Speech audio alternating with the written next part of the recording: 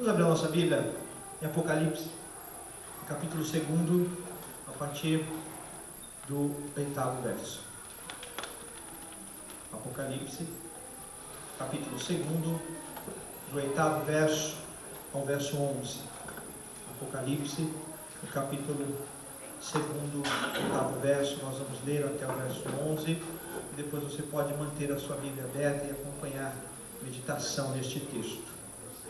Apocalipse, capítulo 2, verso 8º, diz assim: Ao anjo da igreja em Esmina escreve: Estas coisas diz o primeiro e o último, que esteve morto e tornou a viver. Conheço a tua tribulação, a tua pobreza, mas tu és rico, e a blasfêmia dos que a si mesmos se declaram judeus e não são, sendo antes sinagoga de Satanás. Não temas as coisas que tens de sofrer. Eis que o diabo está para lançar em prisão alguns dentre vós, para seres postos à prova, e tereis tribulação de 10 dias. Sê fiel até a morte, e dar-te-ei a coroa da vida. Quem tem ouvidos, ouça o que o Espírito diz às igrejas. O vencedor de nenhum modo sofrerá dano da segunda morte. Palavra do Senhor. Queridos, nós começamos então a meditar na palavra do Senhor desde a semana passada,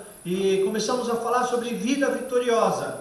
E o primeiro tema nós trabalhamos vida vitoriosa, vencendo a mediocridade. E vimos a questão do amor. O primeiro amor que se perde e a vida se torna uma mediocridade. Tudo na mesmice, na rotina, sem novidade, sem mover de Deus. Mas nós vamos ter vitórias sobre isso. E hoje nós vamos trabalhar um outro tema. E olhando para este texto, nos surge o tema vida vitoriosa, vitória sobre a pobreza. Então é preciso compreender este contexto, compreender o que ele está falando de pobreza, e então vencer, ter vitória sobre a pobreza. Ainda mais no mundo que a gente vive, no tempo que a gente vive, onde os conceitos e os valores estão totalmente transformados. E os valores que são os valores de Deus, os valores espirituais, estão cada vez mais sendo deixados de lado. Por isso nós recebemos esse desafio: vitória sobre a pobreza. Conheço a tua tribulação, a tua pobreza. Então o texto vem falar de uma realidade difícil, que atinge muitos de nós. A pobreza que é financeira, porque eles viviam, eu vou mostrar para vocês que eles viviam uma condição financeira muito complicada, mas sobretudo a pobreza espiritual. Quando o texto fala, pois és rico, está falando da pobreza espiritual, da falta de crescimento espiritual. Então quando ele fala da pobreza, em contraponto ele fala da riqueza. Ele está falando sim da pobreza financeira por algumas questões, mas ele nos chama a atenção também. Há muitos que vivem espiritualmente pobres, e esta pobreza nós precisamos vencer. E para isso nós vamos identificar algumas coisas e perceber primeiro o contexto desta cidade, que era uma cidade rica, uma cidade que foi chamada de o ornamento, a flor da Ásia. Competia muito com a cidade de Éfeso, como nós vimos na semana passada, mas em alguns momentos chegava a aparecer e a triunfar. E tinha alguns triunfos, e tinha alguns apoios, e tinha, por exemplo, templo e adoração a Afrodite e a Esculápio. Adorações de ídolos, adorações de imagens, mas era uma igreja rica. Era uma cidade rica, era uma cidade que tinha um bom comércio, tinha uma grande passagem de turistas, e por isso era rica. A igreja nessa cidade tem um contexto também interessante, porque a igreja enfrenta um momento diferenciado, porque a cidade um tempo morreu, depois reviveu, e nesse sentido a igreja foi crescendo nisso. A igreja foi se desenvolvendo nessa cidade que um tempo morreu e depois ressurgiu. E neste ressurgir tenta trazer de novo a glória do passado, as alegrias do passado, as coroas do passado. Era uma cidade que tinha muitos atletas, tinha muitos jogos. E a expressão coroa de louros vem desta cidade, onde eles recebiam a coroa de louro no final da chegada e venciam. Por isso, esta igreja também recebe como promessa receber a coroa da vida, contrapondo a coroa de louros. E é nesse contexto que a cidade cresce. Uma cidade totalmente fiel a Roma, uma cidade que se curvava a Roma, uma cidade que buscava trazer significado e legitimidade ao Império Romano, com todo o seu poder, com toda a sua fúria, com toda a sua destruição, mas uma cidade fiel a Roma. No entanto, a igreja fiel a Jesus Cristo. Conheço a tua tribulação, conheço a tua pobreza, mas tu és rico. Integridade de coração, integridade de espírito, integridade de vida, integridade.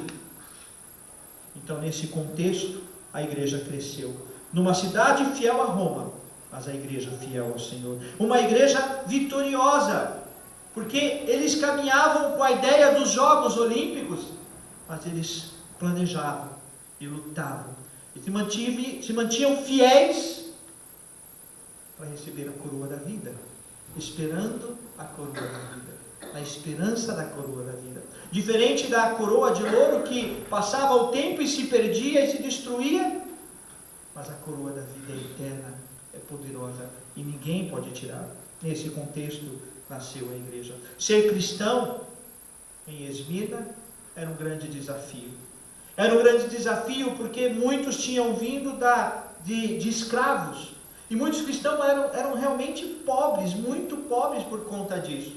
E outros eram pobres por conta dos saques das cidades e do império. Então os cristãos, ser cristão, era aceitar o desafio de viver tribulação e pobreza por conta do Evangelho. Por isso era uma igreja rica, com o coração rico. A fidelidade era o princípio básico dessa cidade, dessa igreja.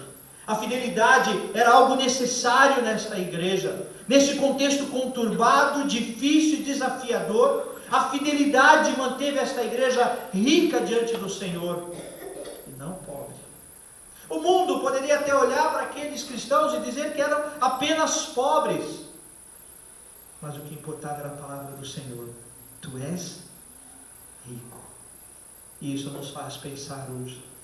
O que é que nós buscamos? Da riqueza que o mundo promete, que o mundo dá, e que o ladrão rouba. Ele vem e rouba, e que você não vai levar. Ou estamos atrás da riqueza do Senhor, da glória do Senhor, do mover do Senhor. E essa dualidade da nossa vida, esse contexto, esta luta entre ser pobre, ser rico e ser rico diante do Senhor, um coração enriquecido pelo poder do Senhor, isso traz muitos conflitos ao nosso coração. É sobre isso que eu quero meditar com você nessa noite. Sobre como vencer esta dualidade, como vencer este problema e como viver acima da pobreza. Vencer o problema da pobreza e ser como o Senhor diz: eu sei que tu és rico. E é o que nós precisamos ouvir. Nosso desejo deve ser esse, de ouvir do Senhor: eu sei que tu és rico. Ou será que é somente o mundo que está dizendo: você é rico, você venceu, você é um vencedor? Mas a primeira coisa que nós precisamos identificar, e esse texto deixa claro para nós, é que, como igreja de Jesus Cristo e como povo de Deus, nós precisamos ter uma visão real da vida. E é isto que esse texto faz com estes irmãos. Traz a realidade à tona. Veja que o verso 9 fala da tribulação que eles enfrentam. E tribulação para eles era o esmagamento do poder de Roma sobre os cristãos. Era perseguição, morte, atentados contra o povo de Deus. Diz a história que só num evento, num monte chamado Pagos, 1.200 cristãos foram jogados do morro. 1.200. Meses depois, mais 800 cristãos. Era uma igreja que sofria com essa força do Império Romano. E eles precisavam olhar para essa realidade e entender que essa é a realidade. E entender que esse era o momento que eles estavam vivendo. Porque o texto diz: mas vocês precisam suportar esse tempo, aprender a aguentar esse tempo, passar por este tempo. Mas para isso é preciso ter uma visão da realidade. E muitos de nós temos a visão distorcida da realidade. Vivemos mentiras, falsidades. Tanto de ser rico, achando que isso é algum suporte necessário, que isso traz a vida, que o dinheiro, que o trabalho, que a profissão é suficiente, e nos perdemos nisso. A vida é difícil, as tribulações acontecem, e esse povo estava vivendo exatamente isso: lutas, perseguições, mas por causa da fé. Às vezes nós passamos por algumas tribulações, perseguições por conta do trabalho e achamos que isso é demais. Onde está Deus? Porque Deus permite. Mas é hora de olhar para a realidade. Primeiro olhar o que está ao redor e avaliar o que é real. A segunda dificuldade que eles passavam, que eles precisavam entender como realidade da vida, é justamente a questão da pobreza. E como eu falei, era real. E lá no grego nós podemos encontrar duas palavras que falam de pobreza. A primeira é pitocheia e a segunda é penia. E a primeira fala de um estado de pobreza extremo. E eles enfrentavam exatamente isso. Justamente porque muitos dos novos convertidos eram escravos. E esses escravos vinham para o cristianismo com status de liberdade, mas sem nada, sem ter nada, mas mantinham a fidelidade. E eles olharam para a realidade, eles encararam a própria realidade e se entregaram ao Senhor, apesar desta realidade. Outra circunstância, penia, é a pobreza de quem tem os seus bens, tem as suas coisas, mas é uma vida muito difícil. Isso, na verdade, acabava sendo um efeito colateral do Império Romano, da força do Império Romano sobre a igreja. Então, se declarar cristão, mesmo tendo muitos bens, vindo de uma grande família, de uma grande tradição, mas se tornariam pobres, por causa dos sais, por causa do poder e da força do Império Romano. Mas isso não impediu esses homens e mulheres de se manterem fiéis ao Senhor. Eles eram saqueados de todas as formas, saqueados em momentos diferentes, mas eles mantiveram a firmeza no Senhor. Outro problema que eles passam, e o texto fala sobre a difamação, sobre a blasfêmia, e era isso que eles estavam passando. Eles enfrentavam muitas difamações e calúnias. Interessante algumas calúnias. Uma delas, os cristãos eram chamados de canibais. E eram perseguidos por isso, porque comiam e bebiam do corpo de Cristo. Esse era o discurso. Eles eram caluniados por imorais, por causa da festa do amor ágape. Como nós fizemos aqui: sai do teu lugar, dá um abraço, dá um beijo, aquece. E por isso eram tratados como imorais. Eram caluniados dessa maneira. Caluniados também por serem divisores de família. Uma igreja que dividia a família, porque à medida que o sujeito se convertia a Cristo, ele largava tudo, até a família, para viver o Evangelho de Jesus Cristo. Largava tudo, largava às vezes até trabalho, largava bairro, largava tudo, ia para outro lugar para poder seguir a igreja, seguir o povo de Deus. E aí a calúnia e a difamação vinham, e que eram divisores. Eram condenados de serem ateístas, não acreditavam em Deus, que não tinham Deus, justamente porque não aceitavam os deuses da cidade, os deuses do Império Romano e, sobretudo, o imperador, que deveria ser tratado como Deus. E os cristãos não se curvavam diante do imperador. Mas apesar de tudo isso, eles mantiveram a firmeza e a fé diante do Senhor. Encararam a realidade, olharam para a própria realidade, olharam para a própria dor. E outra realidade que nós percebemos aqui neste contexto são as constantes prisões, detenções de todo tipo. E ser cristão era com certeza passar uma temporada na prisão. Por causa do Evangelho de Jesus Cristo. Por causa do Evangelho de Jesus Cristo. Às vezes nós achamos que temos realmente problemas. Achamos que os nossos problemas são grandes demais. Achamos que as nossas lutas são grandes demais. Mas esses homens e mulheres suportaram por causa do Evangelho. Então a primeira coisa que nós precisamos aprender é aprender a olhar para a realidade. Olhar para a verdade. Olhar para as nossas circunstâncias e parar de lamuriar e de reclamar diante do Senhor pelas circunstâncias que nós passamos. Eu posso citar muitos mais problemas que eles enfrentaram aqui. Quando você pega alguns livros, existe uma coleção de livros que é chamado A Era dos Mártires. E essa coleção de livros pega assim, tempos e tempos e de como eles sofreram por causa do Evangelho. E o relato é triste, mas de homens e mulheres que viveram por causa do Evangelho e enfrentaram todas as situações, a realidade da vida, para servir ao Senhor Jesus. Mas a segunda coisa que nós precisamos olhar, é tão bom quando o texto diz assim: conheço a tua tribulação, a tua pobreza, mas tu és rico. É palavra de Jesus. É tão confortante quando a gente recebe essa palavra de que é Deus dizendo, ainda que o mundo diga que não, ainda que todas essas tribulações se levantem contra a tua vida, ainda que tudo isso aconteça contra a tua vida, tu és rico.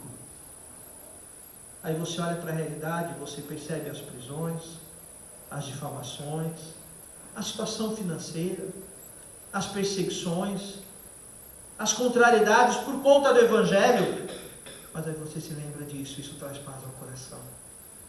Jesus conhece o nosso coração. O Senhor Jesus sabe da nossa luta.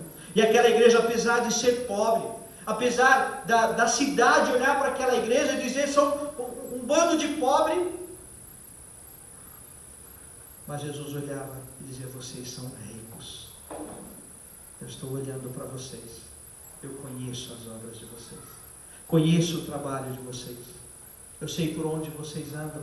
Eu sei da fé de vocês. Eu sei do compromisso de vocês. A palavra de Deus, o olhar de Jesus para nós, o olhar de Jesus para aquela igreja, era um olhar diferenciado.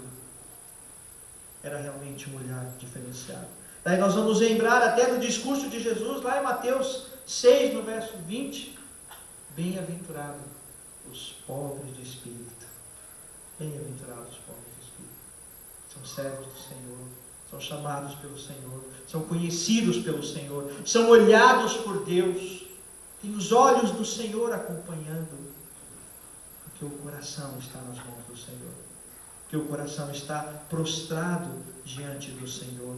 E nós conhecemos o discurso de Pedro, que quando estava lá, Atos 3, quando estava diante da porta do templo, e lhe pediram esmola, e ele diz claramente, eu não tenho ouro nem prata, mas o que eu tenho eu te dou, em nome do Senhor Jesus de Nazaré, levanta e anda. E o poder de Deus se manifesta ali. Para confundir o mundo, para confundir a sociedade, para confundir a mim e a você. Quando trocamos os valores, Jesus volta a mostrar, e esse texto volta a nos trazer de volta ao conceito de Deus, de Jesus, do mover de Deus, de entrega, de submissão e dedicação à vontade do Senhor. Somos chamados a viver desta maneira, entendendo que o que importa é o julgamento de Jesus, não o meu, não da sociedade. Não o que o mundo prega do que é ter sucesso, do que é ter valor, mas o que a palavra de Deus diz. Às vezes nós vivemos tão preocupados com o que nós temos e com o que vamos mostrar, com o que vamos ter.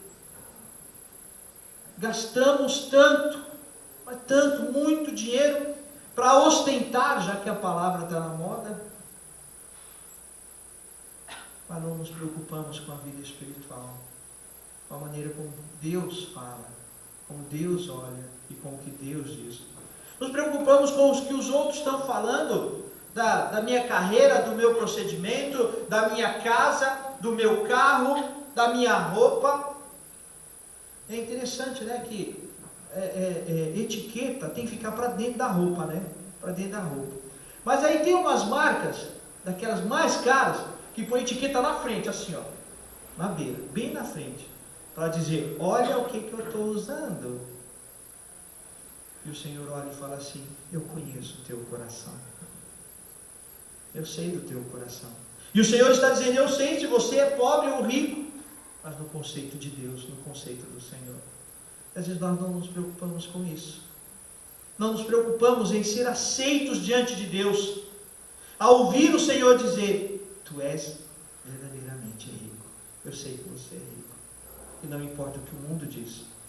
Não importa o que aconteceu no mundo. Não importa o rumo que teve a sua vida.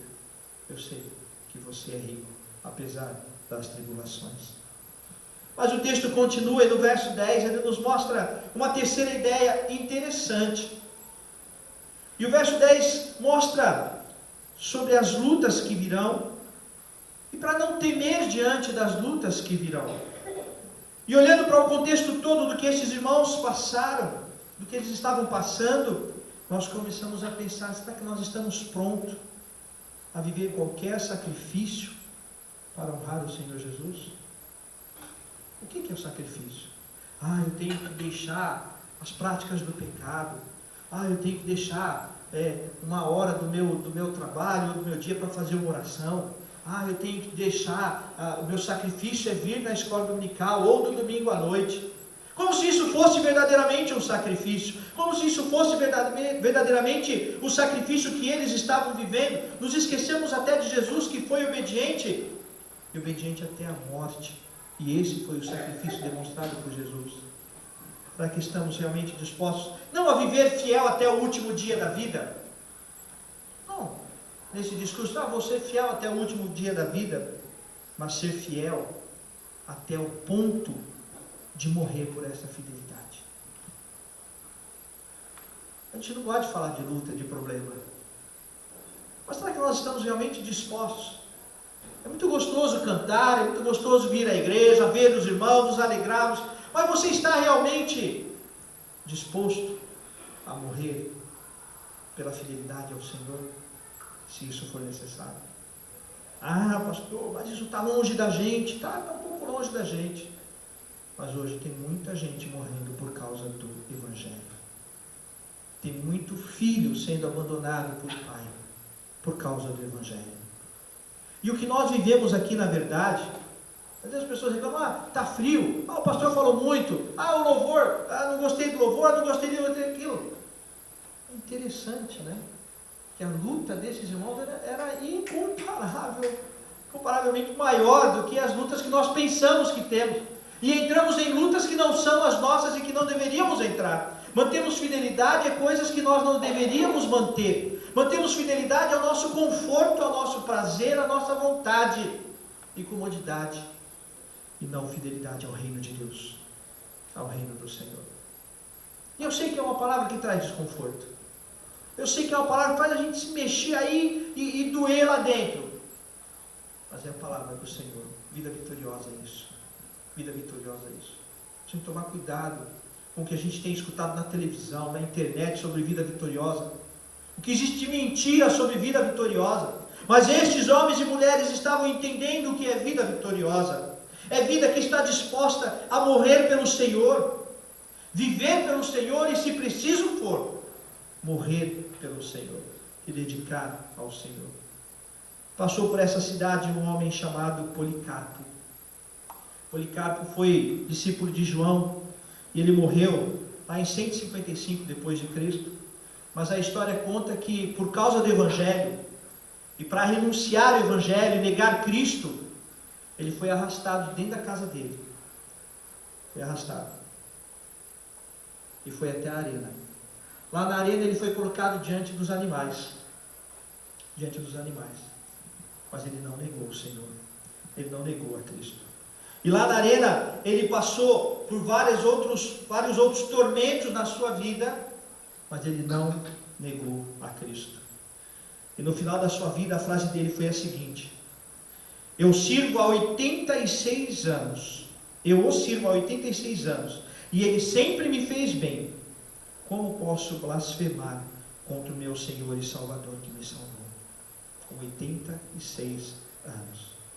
E o fim desse homem, por ter declarado viver para o Senhor, morrer pelo Senhor, então não passou por nada, não teve que morrer, morreu. E depois dessa frase, ele foi queimado vivo. Queimado vivo. Por causa do Evangelho de Jesus Cristo. E nós achamos que a nossa luta é muito grande. Nós achamos que a nossa luta é um tormento que não é possível suportar. E nós achamos que as difamações que passamos são suficientes para abandonar. Que as discordâncias são suficientes. Que viver a santidade é suficiente para abandonar. Não, isso é difícil demais, não dá. Para que estamos realmente dispostos, não a viver fiel, mas mais do que isso, morrer por conta dessa fidelidade ao Senhor. Nós vemos esse texto também, que Jesus espera do seu povo a fidelidade, porque é Ele quem fala. Por isso o texto diz, olha, não temas as coisas que vocês têm de sofrer. Não temam estas coisas, mas suportem isso, vivam isso. E o apóstolo Paulo diz lá em Filipenses, a vós foi dado o privilégio, não apenas de crer em Cristo, mas sobretudo de sofrer por Cristo. De sofrer por Cristo. Queridos, esse é o Evangelho de Jesus Cristo. Esse é o Evangelho do Senhor. Eu sei que não é conforto, não é confortável. Mas esse discurso da comodidade é o discurso da mediocridade que nós vimos semana passada. Mas o Senhor nos chama a sair da mediocridade. O Senhor nos chama a vencer a pobreza que o mundo prega. Vivemos ricos perante o Senhor. A riqueza do Senhor. De que maneira o Senhor olha para você? Se hoje fosse o dia derradeiro, não tem como escapar mais. E não adianta sair correndo daqui que não dá mais tempo. Jesus está lá na porta esperando. Não, é o João Gabriel que está ali. Mas se hoje fosse o teu encontro com o Senhor, o que é que você tem para mostrar para o Senhor? Da tua vida, da tua conduta, do teu procedimento, do seu testemunho. Quando o Senhor vai olhar para você, Ele vai dizer assim, vem aqui, eu sei que você é rico. Eu conheço o teu coração. Eu sei da tua fidelidade. Nós precisamos aprender claramente a viver pelo Senhor, dispostos a sofrer pelo Evangelho, se preciso for. Por conta do Evangelho. Vejam bem o que eu estou dizendo. Não por conta da minha comodidade. Não por conta do que eu acredito do que é ser igreja. Mas por conta do que a palavra diz do que é ser igreja. Do que a palavra diz do que é ser Evangelho. Então a gente luta e entramos em muitas lutas que não são as lutas do Senhor, não são as lutas do Reino de Deus. Mas em quarto e último lugar, o verso 9 e o verso 10 nos traz paz, nos traz conforto, porque nós sabemos que Jesus está no controle de todas as coisas. Por mais que você pense que perdeu o controle, que tudo está perdido, conheço as tuas obras, é a palavra do Senhor. Nada sai do controle do Senhor. Nada sai do controle do Senhor. O Salmo 139, o verso 1 diz, Senhor, tu me sondas e me conheces. E lá no verso 6 ele diz assim, tal conhecimento é maravilhoso demais para mim. Só de saber que o Senhor conhece o mais profundo do meu coração, isso já me traz paz, já me traz tranquilidade. É tão bom quando você encontra alguém e este alguém olha para você e diz assim, não precisa mais falar, não precisa falar nada, pelo teu olhar eu sei como você está. Parece que traz um descanso para a gente ouvir isso. E aí você recebe aquele abraço que é o abraço verdadeiro. E isso só acontece na intimidade, não é? É só na intimidade que isso acontece. Marido e mulher sabe bem o que é isso. Tem hora que eu olho para minha mulher e falo assim, não precisa falar, já entendi. E mesma coisa comigo. Ela olha e fala, não precisa falar, já entendi. Assim o Senhor faz com a gente. Ele conhece. Ele conhece a nossa dor, Ele conhece a nossa tribulação, e Ele sabe das nossas calúnias e os ataques que enfrentamos. Ele sabe da situação financeira, da situação de saúde, da situação do mais profundo do teu coração. Ele sabe, Ele conhece, e melhor do que você, melhor do que eu, Ele conhece. O Senhor conhece, Ele sabe, como Romanos 8:37, por amor do Senhor, somos entregues à morte todos os dias. O Senhor sabe disso, Ele conhece isso, Ele sabe disso que você passa. Isso traz paz ao coração. Por isso, suporta a tribulação, suporta a aflição. Veja que Jesus permite o sofrimento porque Ele tem um propósito. O inimigo quer se matar e destruir a tua vida. Ele tem acusações contra a tua vida. Usa pessoas e circunstâncias ao teu redor para tentar destruir a tua vida. Mas o Senhor tem propósito para a tua vida. Tem propósito no teu coração. E o Senhor sabe muito bem. O Senhor sabe muito bem o que é passar por provação. E até Davi chegou a declarar: foi-me bom passar pela aflição para aprender os teus decretos.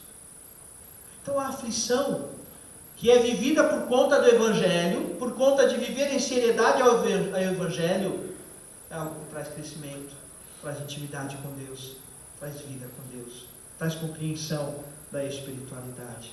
E é interessante perceber isso, porque Jesus, e Ele passou por tudo isso, passou vitoriosamente pelo caminho estreito do sofrimento, pelo cálice amargo da cruz, mas Jesus passou por tudo isso.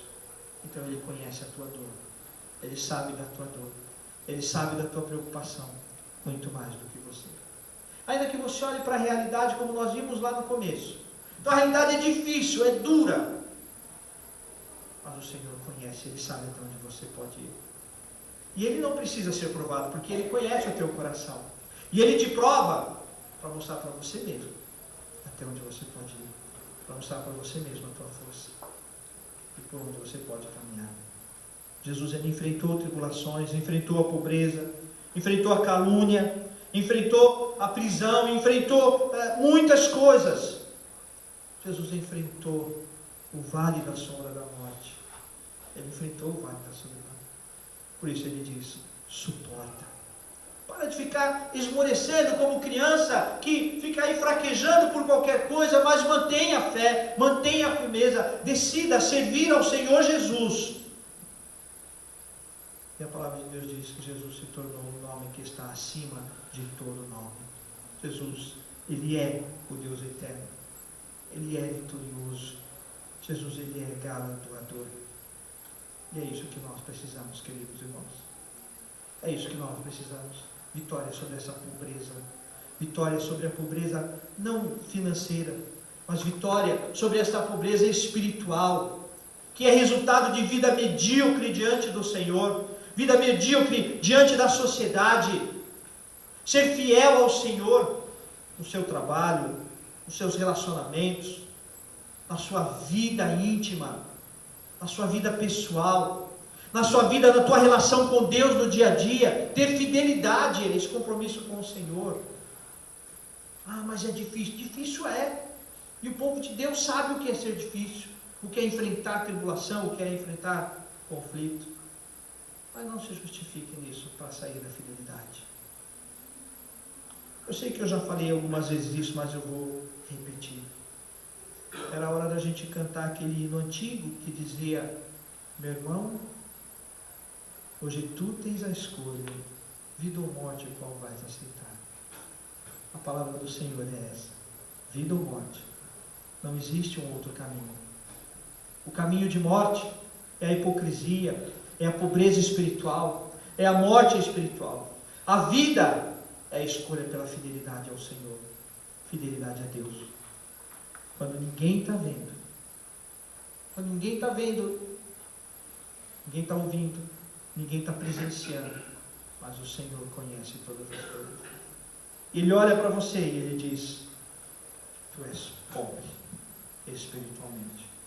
Ou Ele olha para você e diz: tu és rico espiritualmente. Tu és rico espiritualmente. E aí o texto termina como terminou o texto anterior. Quem tem ouvidos, ouça o que o Espírito diz à igreja. Quem tem ouvidos, ouça o que o Espírito diz à igreja. Essa é a palavra de vitória para a tua vida. Essa é a palavra de quebrantamento para a tua vida. Fidelidade a todo preço. Fidelidade a qualquer custo. Fidelidade a qualquer custo. Fidelidade ao projeto do reino de Deus. É hora da gente parar. Parar e refletir, parar e avaliar, parar e pensar. Qual é a minha fidelidade? Qual a força da minha fidelidade? Fidelidade a mim mesmo? Ao meu conforto? O que é que eu faço aqui? O que é que eu faço nos ministérios? O que é que eu faço com os dons que eu recebi? Com os dons que Deus me deu? Estão todos entregues ao Senhor? Com a tua fidelidade a Deus. Então comece a avaliar isso. A tua fidelidade, não a você, não a uma instituição, mas sobretudo ao reino de Deus. Ao projeto de santidade do reino de Deus. Ao projeto de proclamação e libertação do reino de Deus. Ao projeto do amor de Deus. Ao projeto do amor de Deus. E que o Senhor abençoe o teu coração. Quero orar agora por você em nome do Senhor Jesus. Que você feche os seus olhos, abaixe a sua cabeça e fale com o Senhor. Fale com Deus.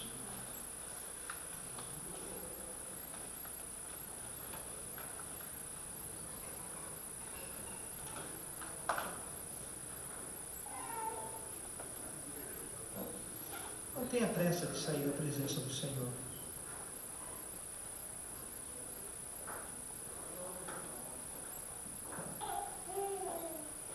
É hora de olhar para a realidade da vida, para a realidade da tua vida.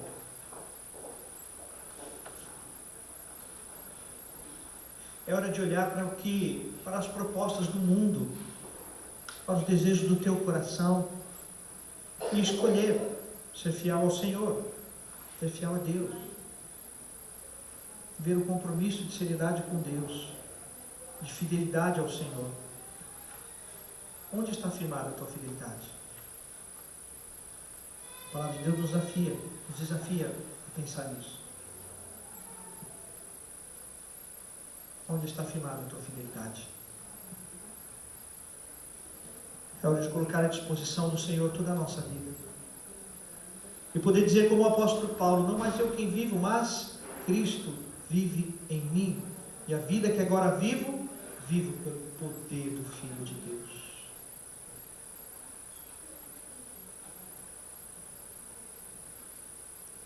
Talvez você esteja insistindo em dizer, mas é difícil, pastor.